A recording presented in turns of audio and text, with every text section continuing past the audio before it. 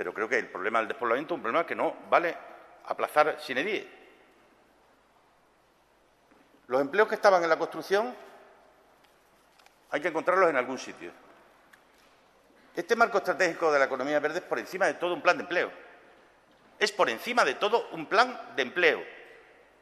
Si yo tengo la obligación de intentar ayudar a encontrar trabajo a la gente que lo perdió y que no lo van a encontrar porque sus trabajos han desaparecido. Y el plan de economía verde y economía circular es por encima de cualquier otra consideración un plan de empleo, que lo que pretende es buscar actividades. Tenemos identificadas más de 200 donde puede haber nuevos empleos en el futuro. ¿Qué es lo que ocurre? Que en esa diatriba, en esa dicotomía, que existe entre la formación y la adecuación de la formación al empleo necesario, pues tenemos que meterle a esto energía, porque hay que formar a mucha más gente de la que estamos formando. Y hay que formarlo en esos sectores que van a ser punta de lanza del futuro. Punta de lanza del futuro.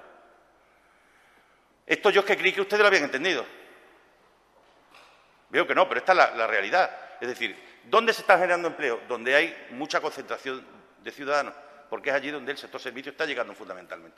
¿Cómo competimos con eso? Generando empleo por la vía de estas nuevas maneras de entender el marco de relaciones en relación con la economía verde y la economía circular, que se puede descentralizar, que no es preciso que esté en la gran ciudad, que puede estar y que tiene que estar donde está el sol, donde está el agua, donde está el territorio, donde está la dehesa, y de eso es de lo que se trata fundamentalmente. Esto es un plan de empleo, por encima de cualquier otra consideración, para que se entienda bien, ¿no?